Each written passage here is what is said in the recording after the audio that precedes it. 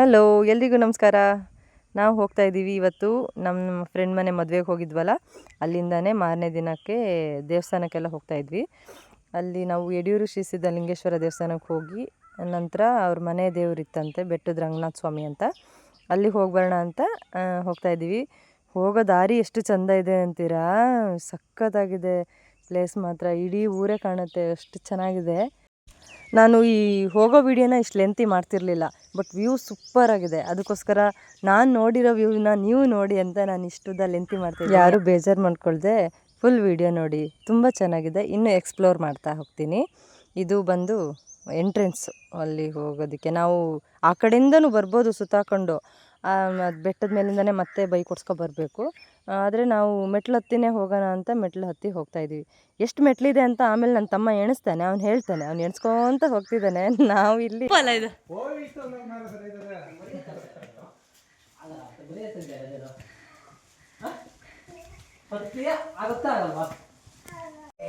224 ಮೆಟ್ಲು. ಇದರಿಂದ ಎಷ್ಟಿದೆವಾ? ಇದೇನಷ್ಟಿಲ್ಲ ಅಲ್ಲ,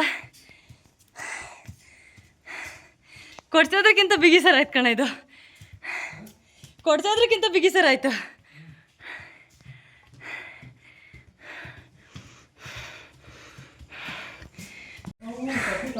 ಅಪ್ಪ, ಕೊಡ್ಸಾದ್ರಿ ಹದ್ದಾಗಲೂ ಇಷ್ಟು ಸುಸ್ತಾಗಿರಲ್ಲ ಅನ್ಸುತ್ತೆ. ಸಿಕ್ಕಾಪಟ್ಟೆ ಸುಸ್ತಾಯ್ತು. ಒಂದೇ ಸಮಯ ದಮ್ ಕಟ್ಕೊಂಡು ಹೊತ್ಕೊಬರೋದಂದರೆ ಅವರೆಲ್ಲರೂ ಹೋದರು, ನಂಗೆ ಮತ್ತೆ ಹೋಗೋಕ್ಕೆ ಆಗ್ತಿಲ್ಲ. ಅಯ್ಯಪ್ಪ,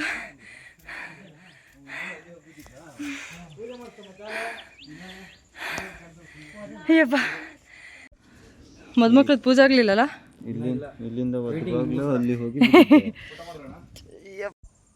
ಮೇಲ್ಗಡೆ ಬರ್ತಿದ್ದಂಗೆ ಅಷ್ಟು ಸುಸ್ತು ಮಾಯ ಆದಂಗೆ ಆಯಿತು. ಒಂಥರ ತುಂಬ ತುಂಬ ತುಂಬ ಖುಷಿ ಕೊಡ್ತು. ಅಷ್ಟೇ ತಂಪಿದೆ, ಪ್ರಶಾಂತತೆ ಇದೆ.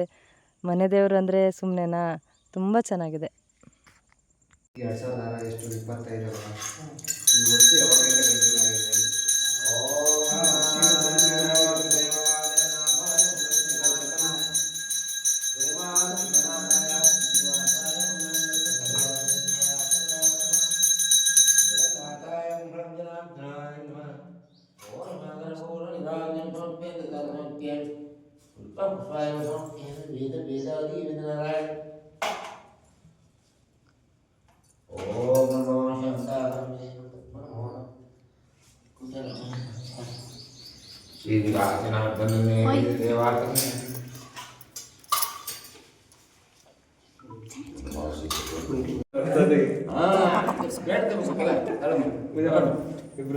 ಪ್ರಯತ್ನ ಮಾಡ್ಕೊಂಡು ನಮ್ಮ ಕೋರಿಕೆ ನೆನೆಸ್ಕೊಡಪ್ಪ, ನೆನೆಸ್ಕೊಂಡು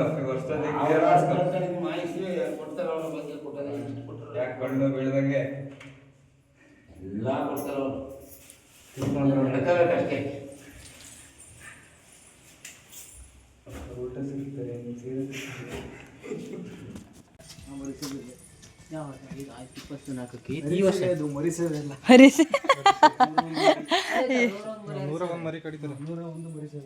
ಹಂಗ ಮನುಷ್ಯ ಯಾವಾಗ್ಲಾರು ಮಂಗನ್ ಕಟ್ಕೊತಾರೆ, ಮಂಗನೇ ಮಂಗನ್ ಕಟ್ಕೊಳ್ಳೋದು.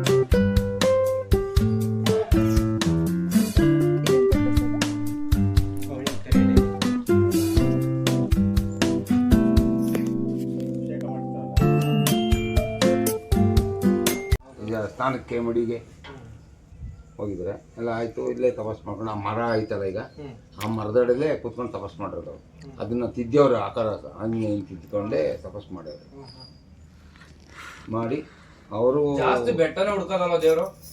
ದೇವತಾಂತ ಎತ್ತುಗಳೆಲ್ಲ ಅವಾಗ ಬ್ರಹ್ಮಚಾರಿ ಅಲ್ವಾ, ಅವರು ಕಾಡಿನಲ್ಲೇ ಬ್ರಹ್ಮಚಾರಿ ಆದಮೇಲೆ ಅವ್ರೇನು ಊರು ಸೇರಲ್ಲ.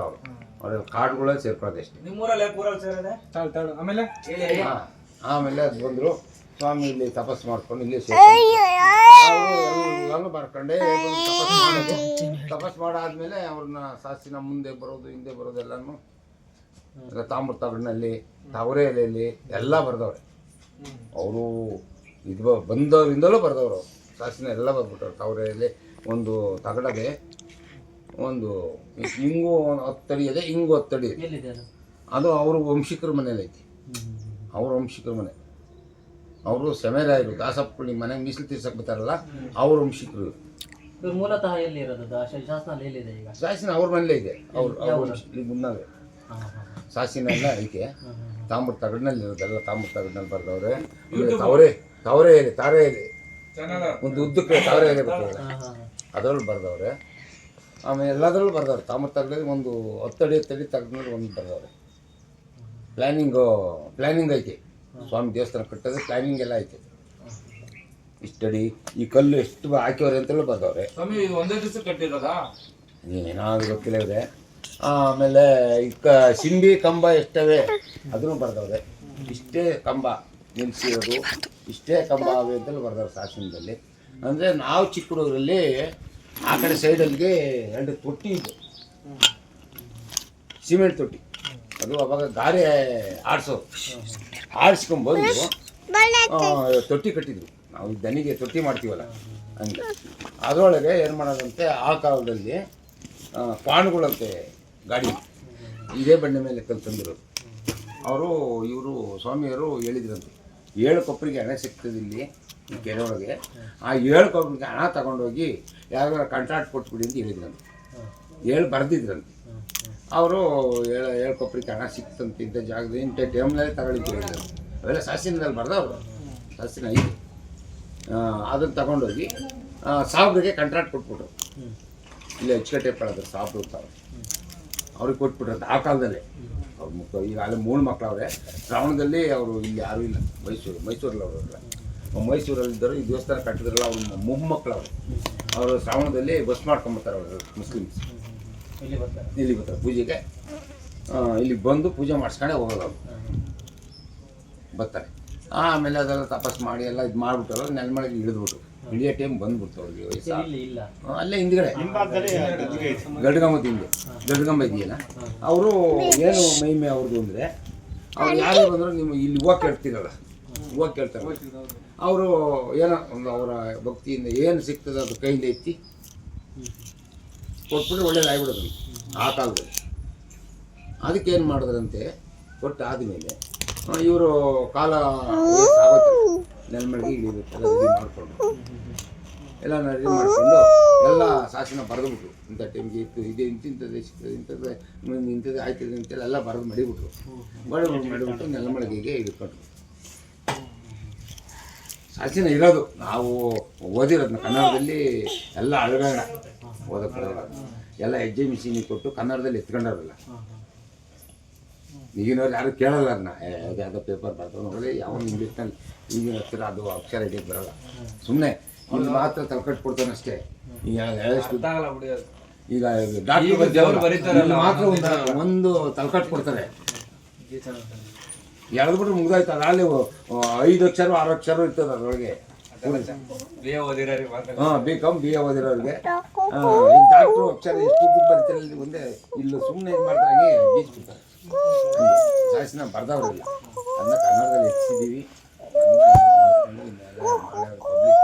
ಪಬ್ಲಿಕ್ ನಡೀತಾ ಇದೆ, ನಾವು ವಾದ ನಡೀತಾ ಇದೆ, ನಡೀದು ಬಿಡಿಯಲ್ಲ, ಅದು ಅವ್ರಿಗೆ ಗೊತ್ತೈತಲ್ಲ. ಆಮೇಲೆ ನೆಲಮಳೆಗೆ ಇಳಿದು ಬಿಟ್ರಲ್ಲ, ಇಳಿದಾದ್ಮೇಲೆ ಸಮಯಕ್ಕೆ ಬಂದ ಸಮರಾಯ ಯಾರು ಅವಾಗ ನಾನು ಇಳಿಯೋ ಟೈಮಲ್ಲಿ ಯಾರು ಬರ್ತಾರೋ ಅವ್ರಿಗೆ ಹೆಸರಿಟ್ರು. ಆ ಸಮಯಕ್ಕೆ ಯಾರು ಬಂದರು, ಯಾರೋ ಬಂದು ಒಬ್ಬ ಸಮರಾಯ ಅವರು ವಂಶಿಕರೇ ಬಂದರು. ಅವ್ರು ನೆಲಮಳೆಗೆ ಇಳಿಯೋ ಟೈಮಲ್ಲಿ ಸಮಯಕ್ಕೆ ಬಂದ ಸಮರಾಯ ಅಂತ ಇಟ್ಬಿಟ್ರು ಅವ್ರು ನೆಲಮಳೆಗೆ ಹಿಡಿದು ಸಮಾಧಿ ಆಗೋಯ್ತು. ಆಮೇಲೆ ಅವ್ರು ಏನಂತ ಬರೆದಿದ್ರು ನೋಡಪ್ಪ, ನಾನು ಜೀವ ಮಾತ್ರ ಇದ್ದಾಗ ಹೂ ಪ್ರಸಾದ ನನಗೇನು ನನ್ನ ಕೈಲಿ ಕೊಟ್ಟು ಭಕ್ತಾಗಿ ಉಳಿಸಿದ್ದೀನಿ. ಈಗ ನಾನು ಇದಾದ ಮೇಲೆ ಈ ಕಂಬನ ನಿಲ್ಲಿಸ್ಕೊಂಡು ಎಡಬಲ ಅನ್ನೋದನ್ನ ಪ್ರಚಾರ ಮಾಡಿದ್ರು ಭಗವಂತನಿಗೆ, ಭಕ್ತಾದಿಗಳಿಗೆ ಅಂತಲೇ ಪ್ರಚಾರ ಮಾಡೋದು.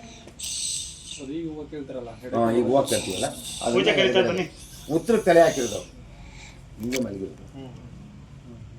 ಈ ದಿಕ್ಕಿಗೆ ಯಾರು ಮಲಗಾರ, ಈ ದಿಕ್ಕಿಗೆ ಮಲಗ್ ಮಾಡೋದಂತೆ. ಈ ದಿಕ್ಕು ಭಗವಂತನೇ ಮಲಗಿರೋ, ಭಗವಂತಂದ್ರೆ ನಾವು ಮಲಗ್ ಮಾಡ್ತೀವಿ. ಈ ದಿಕ್ಕಿಗೆ ತಲೆ ಹಾಕ ಮಲಗವ್ರೆ. ಮಾಡಾದ್ಮೇಲೆ ಹೂವು ಕೇಳ್ತೀವಿ. ಎಲ್ಲ ವಿಚಾರಕ್ಕೂ ಯಾರು ಮಹಿಮೆ ಇಲ್ಲ, ಅವ್ರು ಯಾರಿಗೂ ಮಹಿಮೆ ಆಗಿಲ್ಲ. ಬುಟ್ಟ ಅಡಿಕೆ ಹೇಳ್ಕೊತಾರೆ, ನಮ್ಮಲ್ಲಂತೂ ಯಾರೂ ಇಲ್ಲ. ಇದು ಅಂತೆ ಏನೋ ದುಡ್ಡು ಮಾಡೋಕ್ಕೆ ಏನೋ ಮಾಡ್ಕೊಂಡವ್ರೆ. ನಾವು ಒಂದು ಪ್ರಸಾದ ಕೇಳ್ತೀವಿ, ಅದು ಗ್ಯಾರಂಟಿ ಆಗುತ್ತೆ ಇಲ್ಲ ಅನ್ನೋದು ಹೇಳ್ಬಿಡ್ತಾರೆ.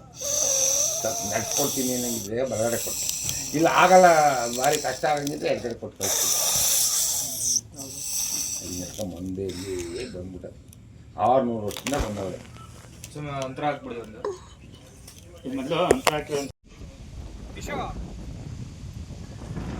ಆ ಕಡೆಲ್ಲ ಸಿಕ್ಕಾಪಟ್ಟೆ ಗಾಳಿ ಮೋಡ. ಹೌದಲ್ಲ ಈಗ ಇದಾಯ್ತಾ ಗಾಳಿ ಆಯ್ತಾ? ಈಗ ಮಳೆ ಮಳೆ ಬರ್ತದೆ, ಸಿಕ್ಕಾಪಟ್ಟೆ ಗಾಳಿನೂ ಎದ್ಬಿಡ್ತು. ನಾನೇ